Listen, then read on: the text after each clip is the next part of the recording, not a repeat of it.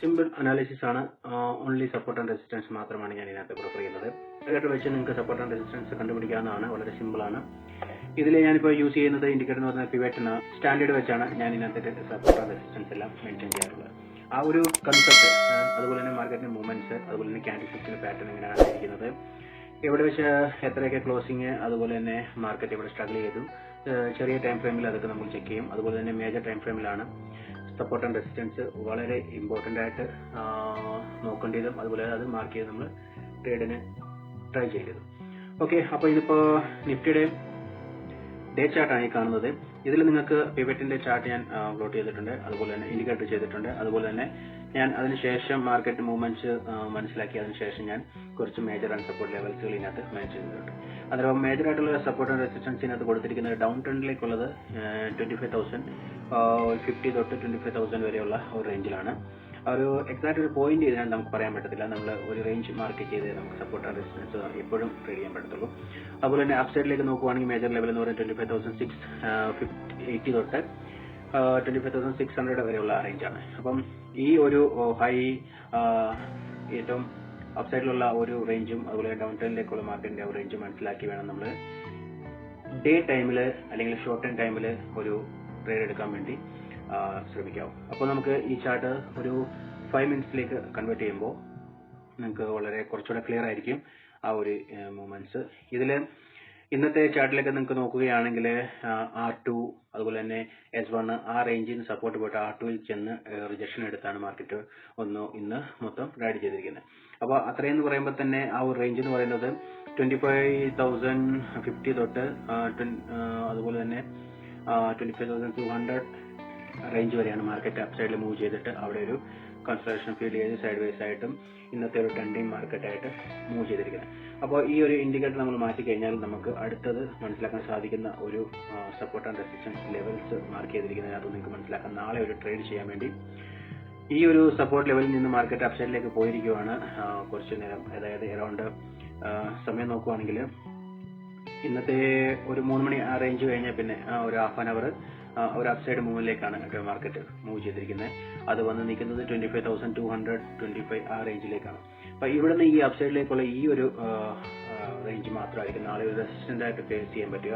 Around 100 പോയിന്റ്സിന്റെ up സൈഡിലേക്ക് വരുമ്പോഴത്തേക്കും 25,350 ആ റേഞ്ചിലേക്കായിരിക്കും മാർക്കറ്റ് ഗ്യാപ്പ് അപ്പ് ഓപ്പൺ ആകാൻ സാധ്യതയുണ്ട്. കാരണം ഇന്നത്തെ പോലും ഈ നിഫ്റ്റി ബാങ്ക് നിഫ്റ്റിയും 300 ബാങ്ക് നിഫ്റ്റി എബോ പോയി, നിഫ്റ്റി 100 എബോ പോയി. ഓക്കെ, എങ്കിൽ പോലും നല്ലൊരു മൂവ്മെന്റിലായിരുന്നു. വളരെ ഏകദേശം എപ്പോഴാണ് നോക്കിയാൽ 11 മണി തൊട്ട് ഒരു 3 മണിയുള്ള ടൈം വരെ മാർക്കറ്റ് ഡൗൺ ട്രെൻഡിലേക്ക് വന്നുകൊണ്ടേയിരിക്കുകയാണ്.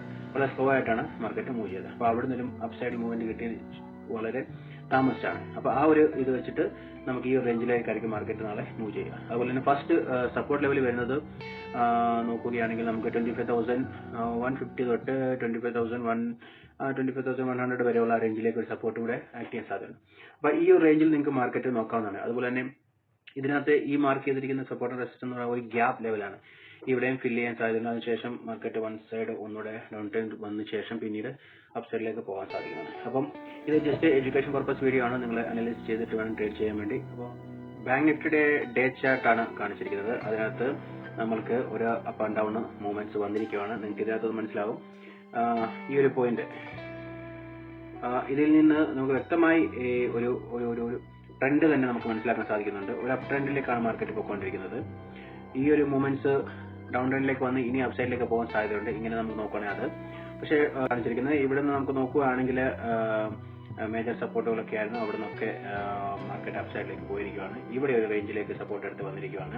ഈ ഒരു മേജർ റെസിസ്റ്റൻസ് ലെവൽസ് വന്ന് അപ്പോൾ നിങ്ങൾക്ക് മനസ്സിലായി വിചാരിക്കുന്നു. ഞാൻ ഓൾറെഡി അത് മാർക്ക് ചെയ്തിട്ടുണ്ട് നമ്മുടെ major support and resistance level. അത് നമുക്കൊന്ന് ഡിസ്കസ് ചെയ്യാം. ഇവിടുത്തെ ഈ മൂവ്മെന്റ്സ് കണ്ടാൽ നിങ്ങൾക്ക് മനസ്സിലാവും. സപ്പോർട്ടായിട്ട് കാണിക്കുന്നത് അപ്പ് സൈഡിൽ റെസിസ്റ്റൻസ് ലെവൽ എന്ന് പറയുന്നത് 57,500ന്റെയും 700ന്റെ റേഞ്ചിലേക്കാണ് മെൻഷൻ ചെയ്തിരിക്കുന്നത്. ഡൗൺ ട്രെൻഡിലേക്ക് മേജറായിട്ട് നോക്കുന്നത് 56,400 തൊട്ട് 300 റേഞ്ചിലേക്കാണ്. അപ്പോൾ ഇതൊരു ഹൈ ആൻഡ് ലോ ആയിട്ട്, അതായത് മേജർ ഒരു റെസിസ്റ്റൻസ് സപ്പോർട്ട് ലെവലായിട്ട് നമുക്ക് നോക്കാം. ഡേ ടൈമിൽ നിങ്ങൾ ട്രേഡ് ചെയ്യുന്ന സമയത്ത് അന്നേരത്തെ ചാർട്ടും അതുപോലെ തന്നെ മൂവ്മെന്റ്സുകൾ കണ്ടിട്ട് വേണം മനസ്സിലാക്കി ചെയ്യാൻ. 50 മിനിറ്റ് ചാർട്ടിലേക്ക് പോവുകയാണെങ്കിൽ നമുക്ക് കുറച്ചുകൂടെ ബെറ്റർ ആയിട്ടുള്ള ഒരു വ്യൂ കിട്ടാൻ സാധ്യതയുണ്ട്. അപ്പോൾ ആ ഒരു ഇതിലേക്ക് നോക്കുമ്പോഴത്തേക്ക് നിങ്ങൾക്ക് മനസ്സിലായെന്ന് വിചാരിക്കുന്നു. ഇന്നത്തെ മാർക്കറ്റ് വന്നിരിക്കുന്ന ആ ഒരു സപ്പോർട്ട് റെസിസ്റ്റൻസ് ലെവലൊക്കെ ആയിരുന്നു 56,600 ഒക്കെ ഉള്ളത്. അതുപോലെ തന്നെ അതിന്റെ മേലത്തെ സൈഡിലേക്ക് പോയ ഒരു ലെവലുമാണ് 57,300 റേഞ്ച്.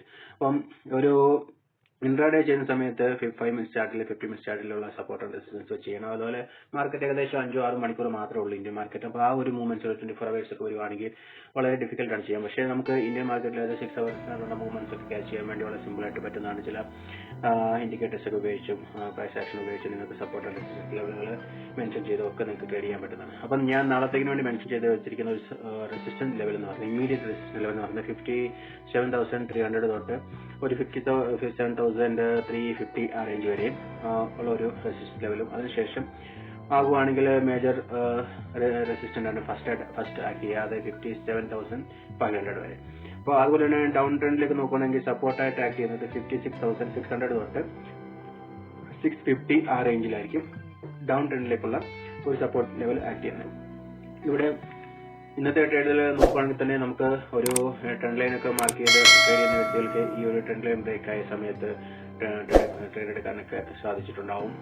അങ്ങനെ നോക്കുന്നവർക്ക് അത് പറ്റും. അതുപോലെ തന്നെ ഈ ഒരു പാറ്റേൺ നിങ്ങൾക്ക് കണ്ടാൽ മനസ്സിലാവും. ഇവിടെ ഒരു W പാറ്റേൺ ആയിട്ട് തന്നെ ഈ ഒരു പാറ്റേൺ നമുക്ക് ആക്ട് ചെയ്യുന്നുണ്ട്. അതിന്റെ നെക്ക് ലൈൻ ക്ലോസ് ചെയ്യുന്ന സമയത്തായാലും നിങ്ങൾക്ക് ട്രേഡ് എടുക്കാം. ഈ ഒരു അപ്സൈഡ് മൂവിലേക്ക് വരുന്ന ഈ ഒരു ട്രേഡ് നിങ്ങൾക്ക് ഇവിടുന്ന് 56,900 മേളിലോട്ട് നോക്കും. അവിടെ തൊട്ട് അപ്സൈഡിലേക്ക് പോകുന്ന ഒരു ട്രെൻഡ് നിങ്ങൾക്ക് ഫോളോ ചെയ്യാൻ പറ്റുന്നതാണ്. അതുപോലെ തന്നെ അങ്ങനെ നോക്കുന്ന സമയത്ത് ഈ ഒരു റേഞ്ച് തന്നെ വന്ന് ഒരു സപ്പോർട്ട് ലെവലിലേക്ക് ആക്ട് ചെയ്തിരിക്കുകയാണ്. ഈ ഒരു റേഞ്ച് 57,100. അപ്പോൾ എനിവേ ഗൈസ്, നമുക്ക് ചെറിയ ട്രേഡ് എടുക്കുന്നതിനായാലും ഏത് രീതിയിലായാലും support and resistance level mark ചെയ്യുവാണെങ്കിൽ നിങ്ങൾക്ക് ഇമ്മീഡിയറ്റ് ആയിട്ട് നല്ല ട്രേഡുകൾ എക്സിറ്റും സ്റ്റോപ്പ് ലോസുകളും ഒക്കെ യൂസ് ചെയ്യാൻ പറ്റുന്നതാണ്. ഓക്കെ, ഇന്നത്തെ വീഡിയോ എല്ലാവർക്കും മനസ്സിലായെന്ന് വിചാരിക്കുന്നു. ചാനൽ സപ്പോർട്ട് ചെയ്യുക, ലൈക്ക് ചെയ്യുക, കമന്റ് ചെയ്യുക. Thank you. Bye bye.